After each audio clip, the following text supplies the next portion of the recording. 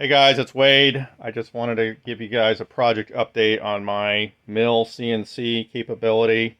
I am going to upgrade the lathe over here and make it CNC capable as well, but right now I'm working on the mill. It's kind of hard to get it in the shot as far as the wide angle on this camera. But starting out, I just built out of scrap wood this CNC laptop control pedestal slash wheeled podium so that I can control both the mill CNC and the lathe CNC when I get that up and running. I'm going to come over here. I have the system turned on. I have CNC 12, the latest version, which I believe is 4.64, loaded up. That took a few hours to get the new software loaded up and to actually get it talking to the Acorn control board, which is inside this control box right here. Again, I'll try to set the camera up so you can see. Here's the on-off for the control box. Over on the side here, we have some cables coming in. See if I can get a shot of that. We have X, Y, and Z motor cables for the stepper motors. In the back here we have the KP3 5 DIN mini connector, and then along the bottom here we have 3 grommeted holes. One in the back is for the home slash limit switches, which I'll show you in a minute, and the one in the middle, which is unused right now, will be for the spindle speed and direction control, which I don't have that hooked up. That'll be a while. And then this right here is the cable for the e-stop, which I have pretty much mounted on the laptop pedestal with Velcro so that it's semi-permanent. So let me open up this box right here, excuse me, and I'll cover the components using my trusty pointer. Across the top for X, Y, and Z, you have 60-volt toroidal stepper motor power supplies, and then those feed the X, Y, and Z axis stepper motor drivers, and those interface with the brains of the unit right down here, which is the Acorn control board. The actual brains is this little card in the middle, which is called the Beagle Bone Green card. Here we have the power supply, which is a 120 volt power supply in, which also feeds these stepper motor power supplies. And then you have a 24 volt and a 5 volt feeds off of that power supply as well. So that little guy does quite a bit. This board right here is the KBSI-240D.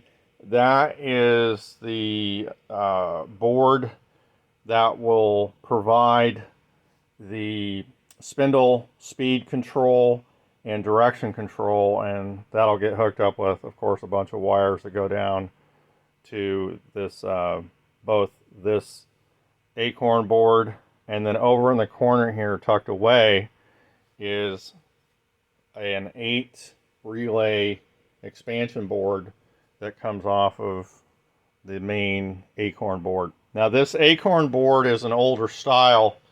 I already had it loaded up with mill CNC 12 software to interface with the computer, so I used the older board here since, again, I already had it all loaded up. And the newer board takes away all of this right here as far as these clunky interfaces, and it just takes this ribbon cable and puts it right onto the board. There's some sexier LEDs all the way around on this board as well. Now what I want to show you really quickly, a little hack diagram I made up. You can see this. So here's the laptop right here that interfaces via a shielded Ethernet cable that comes actually with the Acorn CNC board. Now all the inputs are up in this corner here, and there's an actual power line that comes around here and feeds this with 24 volts. On input 1 right here, I have the home limit switches. And then up here on input 5 is it's kind of hard to see, drive OK alarm. Inputs 6 and 7 are the KP3 probe, which I'm actually going to do a bench test on that in a little bit. And then the e-stop, which again is this guy right here. I'll show a couple of these in action. And then here is pretty much the power input, which would be down right in here. Here's the inputs here that I was just discussing. In the future, this little input right here is for the spindle control, and that's down right here, and that'll actually go up to that KBSI-240D board. Across the top here on the right hand side, you have X, Y, and Z axis inputs for step, direction, and enable with these drives right here, and that's these wires here. And then the one last output that I have is on this relay board, which is for the mist, which is actually over here, which you can see is my fog buster setup. So I have the reservoir here. This will actually connect up to the probe that shoots out the pressured air, and also the coolant / lubricant for the part. And then this right here is a mechanical switch that goes between lathe and mill, so that the respective CNC controllers can control the fog buster, and then it has a center off position. I still have to test that out. So I'll show you a couple of bench tests. Let me see if I can get this lined up. First of all, we'll hit the e-stop button. You can see it says right here, emergency stop detected. So we can clear that out. Now it's cleared. This is a touchscreen laptop and does meet the minimum requirements for the Centro to Acorn requirements for running this whole process. Mill actually needs a little bit higher computing power, not surprisingly, than the lathe. And then if you can see down in this corner here, the relay board. And then over here, I'm going to turn it to manual. I'm going to hit this mist right here. And I don't know if you can see. It's kind of hard to tell with those cables in the way, but the number 8 relay has tripped and it is now green as far as the LED. So I will make a note on all these stepper motor cables that I have wound up in the corner here. As I pointed out on my blog post, I don't want to cut those just yet, just in case I happen to, as I'm working the operations of the mill, if I need, if I need the length of these stepper motor cables, I clearly don't want to be splicing a million different little wires to add back to them. So for right now, I'm just going to leave them coiled up down there in the bottom corner. The only thing really down there is the Ethernet cross connection that goes to the Ethernet port on the outside of the box, and then of course that relay board. So those stepper motor cables aren't really messing anything up. So I pretty much only have one bench test left to do, and that's for this KP3 probe. And this will fit up into the spindle here in a tool holder.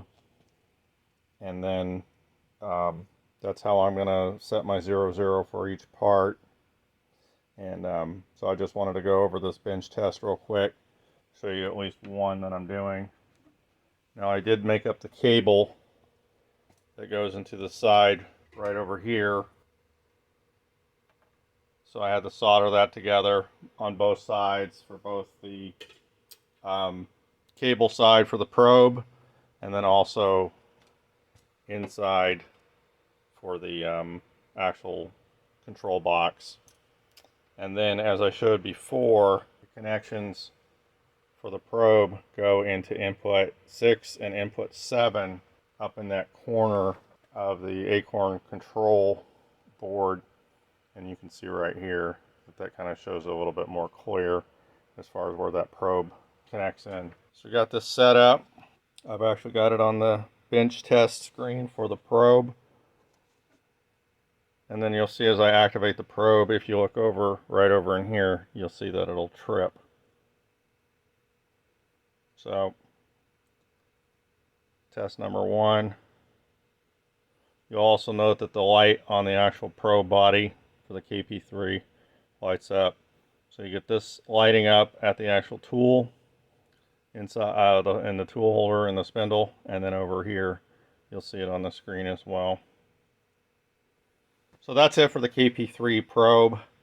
Just wanted to show you that quick bench test, just testing it out for the first time now. I will also note a future capability that I will hook up is this wireless pendant, which in a lot of ways mimics this control board over on this side.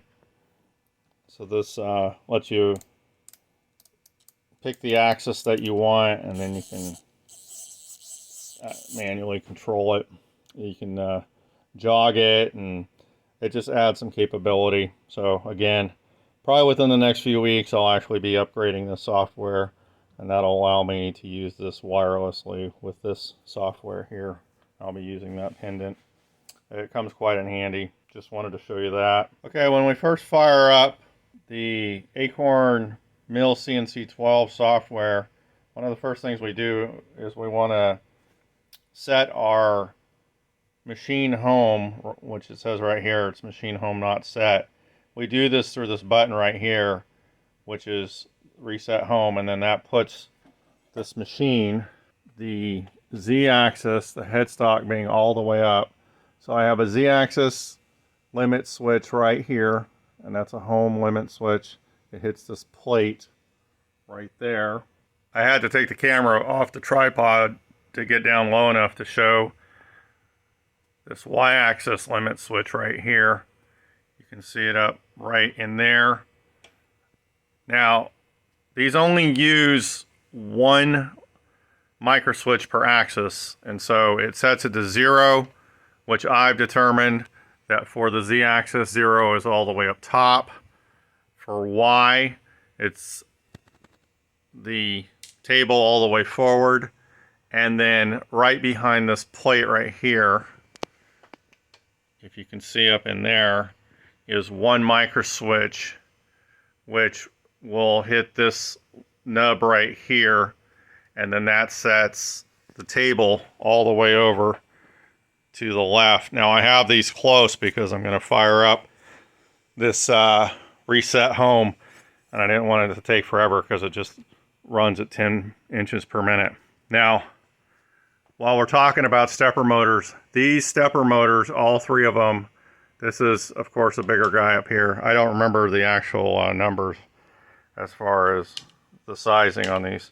These are the same for X and Y, but they're set inside of the Acorn CNC program. As far as the parameters, they're set for 3,200 inches. They are 20 millimeter ball screws on all axes, and that turns that gives about a 5.08 inch with the 5-degree pitch for the overall turns ratio. And I still have to dial that in, of course.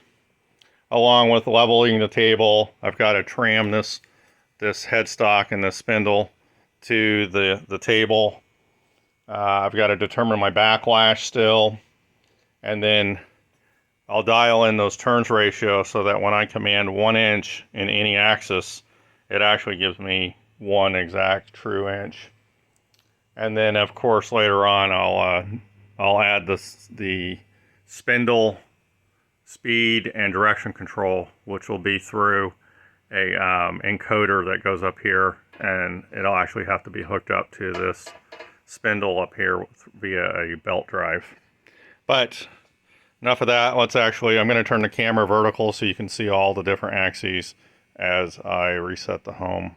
So to kick this all off, I'm going to hit this reset home button right here.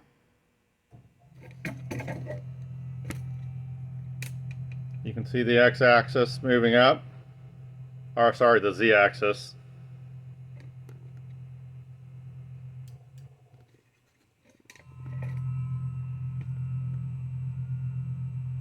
Now the y-axis is moving forward. It set itself at the home position, and now we have the x-axis going to the left. Now, I could probably squeeze out maybe 1 more inch of travel, maybe just a hair over, if I moved this micro switch over. I was having a lot of problems with getting the x-axis motor to drive the ball screw on the x-axis. I literally had to take it all apart and then put the bed back on, or the table back on, so that I could tweak and dial in the installation of that the x-axis ball screw so that it was turning correctly and it wasn't binding, because I was getting I was actually testing out the drive fault error capability, and it was working, because every time I hit the x-axis it might go maybe 1/4 of an inch and then it was binding and I was getting a drive fault error. Now I've pulled all the axes X, Y, and Z off of their home position. I will make a note that when the axes travel their limits, going from all the way from the home position, there are what's called soft limit positions, and so the software tells the x-axis that from the home position it can travel 22 inches exactly, and I could squeeze just a hair more. Again, if I moved this over just a hair, I could probably get maybe 23, maybe 23 and a half if I was really needed to push it. I did cut out the top of the y-axis plate here on the base, which gave me about another 1.5 inches of Y travel. So Y is also set for an exact 10 inches from the home position all the way forward in the positive direction, and that puts it, I mean, I could again squeeze out probably even another 1/2 inch, but that gets it really close, and there's a cover in here to cover these ways, so I don't want to scrunch that up too much. And then right now, and I'll probably change that in the future, the z-axis is just set for 13 inches coming down. Once I have, you know, all the stuff in here as far as the tooling and the vise, I'll probably set that to higher so it doesn't, make sure it doesn't crash. There is one last feature that I wanted to show you, which is why I pulled the axes all off of their home position, and that is when you finish for the day as far as working on the mill and you are going to fire it up again, you of course don't want, as slow as it travels to reset all the home positions, that's a lot. You know, if you have any of those axes in a far away position, it's going to take a while. So you either have to manually get them closer, or what you can do as you get ready to shut it down for the day is you hit this park position right here, and then that rapidly sets all the positions very close. It doesn't trip the home/limit switches, but it gets it very close so that it's in position, so that, well, I'll just go ahead and I'll go ahead and reset home right now to show you how close they actually are. That's how close it is. I mean, you're talking maybe 1/1000th of an inch. So it's pretty cool. Park puts it right very close rapidly, so that when you start out the next day and you reset all the home positions on all the axes, you're pretty much right there. So that's it. Thanks for watching. Cheers.